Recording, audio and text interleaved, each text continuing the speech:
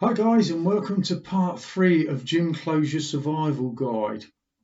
In part 2 we touched on stress and what I referred to at the time as internal and external demands, but basically what I wanted to try and do today was expand on that a little bit in the hope that if we've got a better understanding of what causes stress, we might be better placed to actually put some interventions in place to manage it. So stress.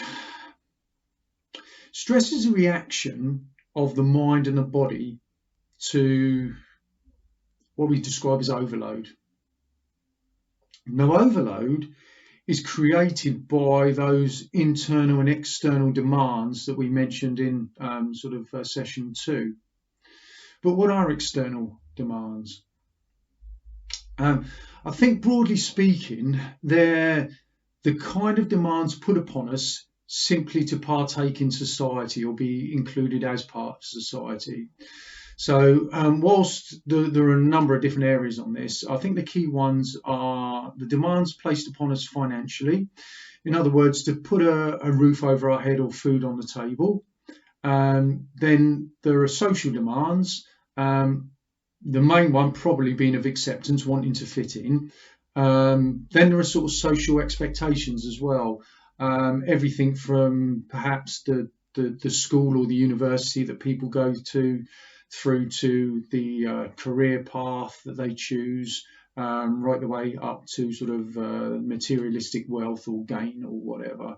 Then there are relationship demands as well. So these are all again external. So it's, if we break relationships down into personal and professional, on a personal level, it's the demands put upon us to sustain a relationship with our partner or with our children or with our friends or with our family.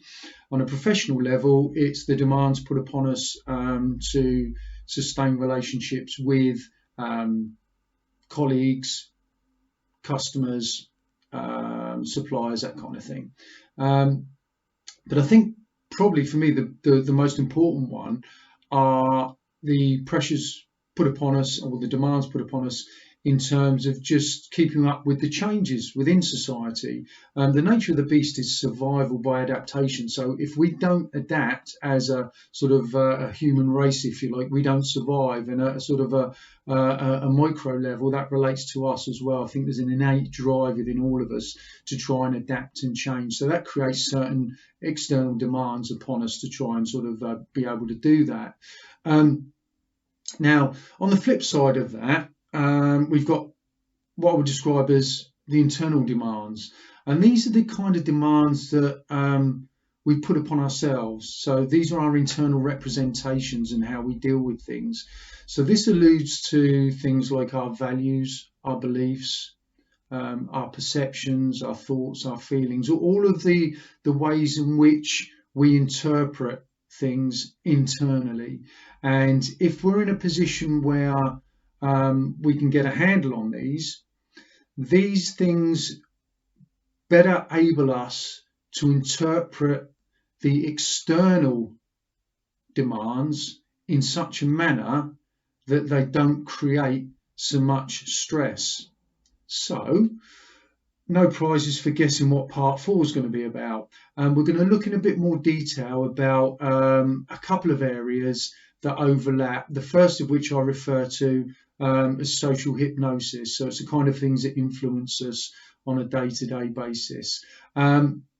I hope that's been of some help. I've tried to keep it brief, guys, and will do going forward as best I can, because as you can imagine, this could go on forever and ever and ever. But what I'm trying to do is take the key points, keep them brief, and if it raises any questions for you that you'd like me to expand on, drop me a message on Facebook, or again, you can drop us a message on the Club app, or perhaps drop me an email, and I'll do what I can to try and expand and explain for you.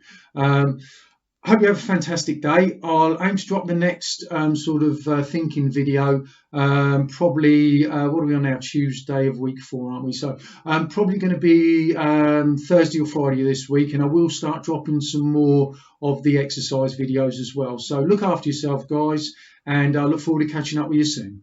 Take care.